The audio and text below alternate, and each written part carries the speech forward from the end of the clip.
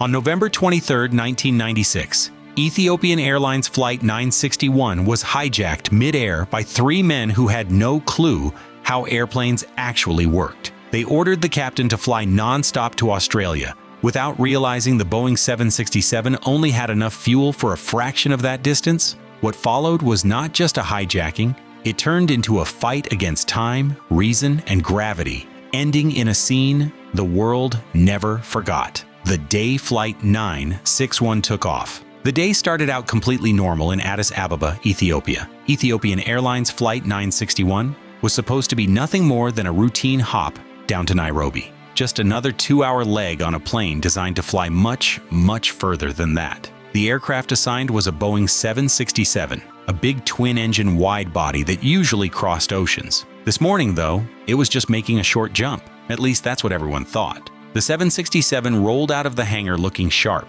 fueled with just 3.5 hours of fuel. That was more than enough for the Nairobi run, even if the crew needed to circle or divert. But compared to the jet's full potential, which is over 11 hours of flying time, it was barely scratching the surface. And that detail, which seemed unimportant at first, would soon turn deadly. On board were 163 passengers plus 12 crew. That's 175 lives strapped into a plane they believed was headed for Kenya. Most were Ethiopian, but dozens came from all over the world, including tourists, embassy workers, aid staff, and families. As with most international flights, it was a mix of people with different backgrounds but the same goal: to reach their destination safely.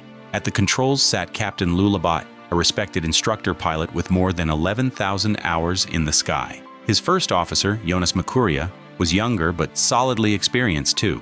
Together, they were one of the airline's most trusted teams. Nothing about their pre-flight briefing suggested trouble. Security checks at the airport were routine. Boarding went smoothly, and the weather was clear. To everyone watching, this was going to be another easy trip. The plane pushed back just before 8 a.m.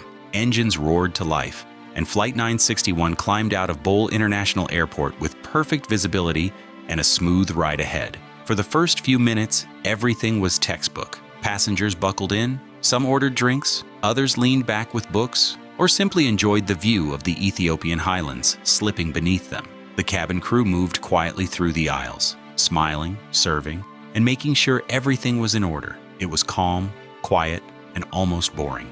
But hidden among the crowd sat three men who had no intention of reaching Nairobi. 15 minutes into the flight, they began fidgeting, whispering, watching. They were not trained operatives. They were not part of any known terror group. They were desperate citizens of Ethiopia who had decided this was their escape plan, and their plan was insane. At cruising altitude, one of them suddenly shouted he had a bomb. The three surged forward, blasting through business class and heading straight for the cockpit. The crew had no barriers to stop them. This was the 1990s before reinforced doors. Within moments, the hijackers forced their way in, claiming there were more attackers hidden among the passengers. The captain was now trapped face to face with men who had no weapons except for whatever they could grab inside the plane. And still, they were deadly serious. Then came their demand. They said to steer the plane not to Khartoum, not to Cairo, not to Jeddah, which were the destinations the 767 could easily reach with its limited fuel. No, these hijackers told the captain something so outrageous, it sounded like madness. They ordered to fly them to Australia. Trapped in the sky, Captain Lil Abite, sitting calmly in the left seat, knew instantly this was impossible. But the problem was that he could not tell three desperate men with a fake bomb that physics doesn't bend to their wishes. They were not listening. They waved a glove around, claimed it was explosive, and added a fire axe and extinguisher to their arsenal. Sure, not exactly James Bond villain material, but still dangerous enough to terrify passengers and injure crew. So what did Lael do? He went into survival mode. This was not his first hijacking. Believe it or not, he had been through it twice before.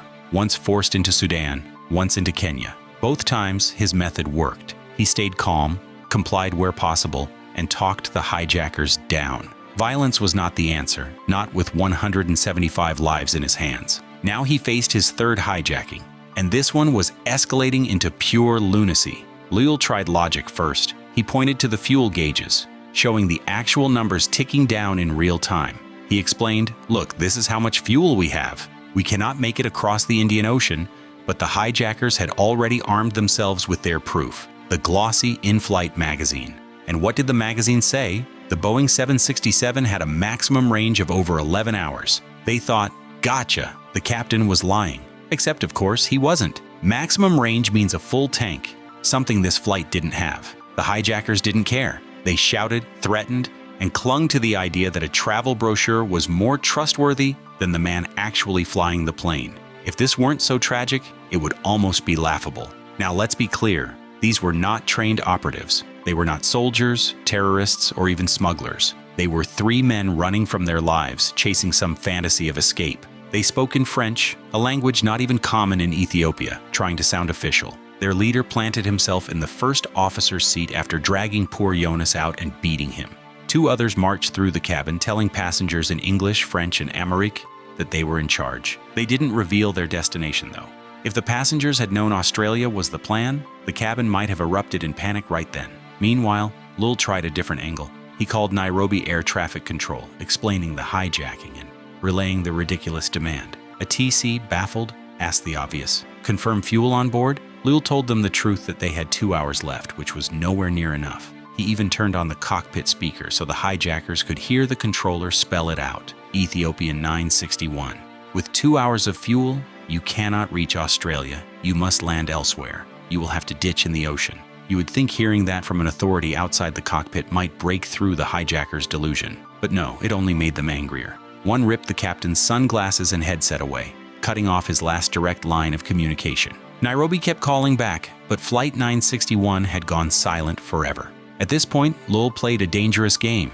He began steering south along the African coastline, keeping land within reach, but also angling toward the sea just enough to fool the hijackers. They didn't know the instruments. All they had were the cockpit windows. If they saw water, maybe they would believe the captain was obeying. It was deception born out of desperation, and it almost worked, but the hijackers were not satisfied. Again and again, they barked the same demand: out to sea, Australia. Each time, Loyal stalled, coaxed, explained, and tried to humanize himself to buy more minutes. He knew what they didn't know. That fuel was ticking away, and the further from shore he went, the worse the odds became for everyone. What made this so chilling was the lack of reason. Pilots are trained to make decisions using models, gather facts, evaluate risks, and pick the best course. But here, reason didn't matter. The hijackers were not interested in facts. They were operating out of fear, paranoia, and fantasy. No model works against raw delusion. Yet Loyal never stopped trying. He suggested alternate airports. He mentioned Mombasa, a coastal option where they could refuel. A TC repeated the same advice, practically begging him to divert. But each time, the hijackers shut it down with threats. Think about the pressure in that cockpit. 3 unstable men, 1 fake bomb, 2 real makeshift weapons, a beaten first officer outside, and a captain forced to keep flying toward doom just to avoid an immediate bloodbath. He was balancing logic with survival, and every word out of his mouth could set the hijackers off. Meanwhile, back in the cabin, fear was spreading. The passengers had heard the hijackers' announcements. They didn't know the plan, but they knew control of the flight was lost. Flight attendants tried to calm them, handing out drinks, speaking softly, hiding their own terror. But word spreads fast in a pressurized tube.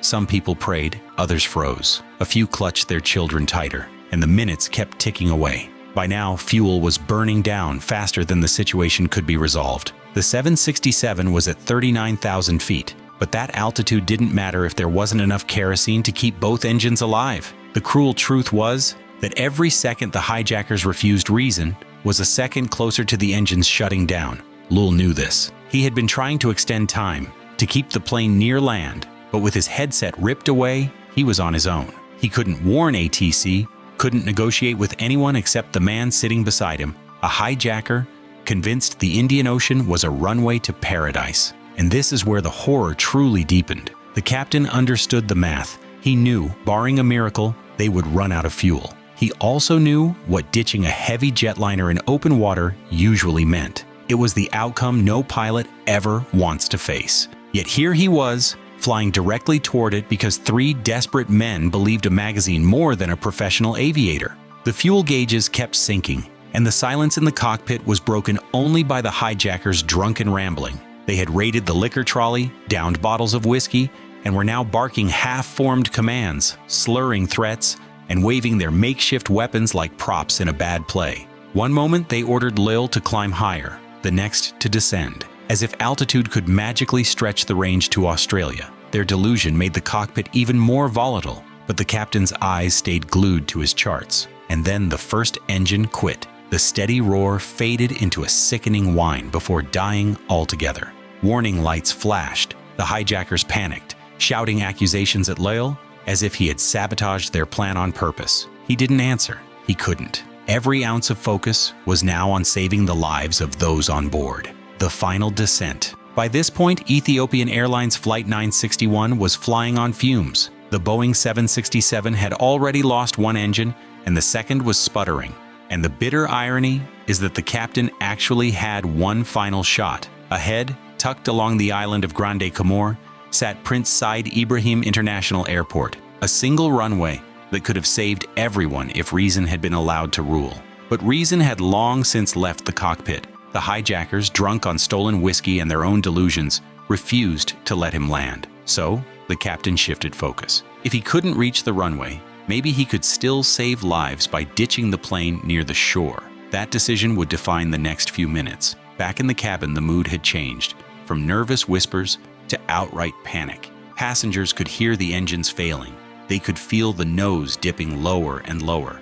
Some instinctively pulled on their life vests, yanking cords and filling them with air despite the crew shouting not to. That mistake would later cost lives, because inflated vests inside a sinking fuselage act like anchors, pinning people against the cabin ceiling when they needed to swim down to escape. The flight attendants tried to fight the chaos, but panic had taken hold, and once panic spreads, logic doesn't matter. Meanwhile, First Officer Jonas, who was bloodied from earlier, forced his way back into the cockpit. Against hijacker threats, he stood beside his captain and said, "Let me help." For the first time in hours, the two men worked together again, gripping the yokes and fighting not just a powerless jet, but also the hijackers lunging for the controls. It was part flying, part wrestling match. With hydraulics fading and no autopilot, every input was a battle of strength. One hijacker yanked the controls like a child, throwing a tantrum, pitching the nose up and down wildly. The black box later revealed the jet rocking from steep banks left and right, passengers screaming in terror as the massive aircraft rolled like a toy in the sky. Yet somehow the two pilots clawed back just enough control. They aimed the crippled jet toward the shoreline of Grande Comore, skimming lower and lower. Moroni's runway was out of reach now, but calm water just beyond the beach still offered a slim chance. On the ground below, beachgoers had no idea what was unfolding above them. It was a bright afternoon, the sea glittering, families enjoying the day. Tourists from South Africa had their camcorder rolling, thinking the low-flying jet was some kind of stunt. Only as the plane dropped closer, wings wobbling, did the horror become clear. At around 200 knots, the powerless 767 swept over the surf, nose just above the waves. Captain Lul tried to align with the swell, aiming for the calmest stretch of water near Galawa Beach. He banked slightly left, but in those final seconds, fate dealt one more blow. The left wingtip clipped the ocean. That one touch changed everything. The wing dug in like an anchor, dragging the rest of the aircraft violently sideways. The left engine slammed into the sea and the jet twisted with brutal force. The fuselage snapped, the tail tore off, and the once proud airliner broke apart as water swallowed it whole. For beachgoers, the impact was like an explosion. There was a giant spray of seawater, debris raining down, people screaming and pointing. And yet, through the chaos, the camcorder kept rolling. To this day, that footage remains one of the most chilling plane crash videos ever captured. Inside, survival was a nightmare lottery. Some passengers were hurled free of the wreck, splashing into shallow surf where they could swim or float to safety. Others were trapped in the upside-down fuselage, fighting to unbuckle in the dark as seawater rushed in. Those with inflated vests found themselves pinned against the cabin roof, unable to dive for the exits. Many drowned within arm's reach of escape. But miracles did happen. The proximity to the Galawa resort meant rescuers were on scene within minutes. Divers, locals with boats, and even tourists rushed into the water. Scuba instructors hauled survivors out. French doctors vacationing nearby waded in to provide immediate care. Without them, the death toll would have been even higher. First Officer Jonas, despite his injuries, pulled Captain Lowell from the wreckage. The two men had done everything humanly possible, and both lived to tell the story. But the cost was huge. 125 lives lost out of 175. The 3 hijackers, who had started it all, died in the crash as well. It was poetic justice, but far too late for the victims. What followed were lessons written in blood. Investigators quickly realized how much worse panic had made survival. That's why, on every flight today, you hear the safety briefing to not inflate your life vest until you are outside the aircraft. That rule exists because of Flight 961. Another lesson came from the black boxes. Both recorders lost power when the engines quit, leaving investigators without crucial final minutes. Now, airliners are equipped with backup batteries to keep recorders alive even in total electrical failure. That too is part of Flight 961's legacy. And of course, the biggest change? Cockpit security. Before September 11th, hijackers could storm a flight deck with a bluff and a bit of bravado. Now, reinforced cockpit doors make that virtually impossible. No more axes, no more fake bombs, no more drunks with a brochure deciding the fate of 175 souls. Ethiopian Airlines Flight 961 remains one of aviation's darkest chapters, but also one of its most remarkable. Not because of the hijackers, who will be remembered only for their ignorance and cruelty, but because of the crew and survivors who turned an impossible situation into one where some lived to tell the tale. Every time you fly and hear that safety briefing, every time you see reinforced cockpit doors, every time recorders capture crucial data after a power loss, you are seeing the echoes of that day in 1996. If you thought this was intense, there are plenty more stories like it. If you want to hear them, make sure to hit that subscribe button right now. Goodbye.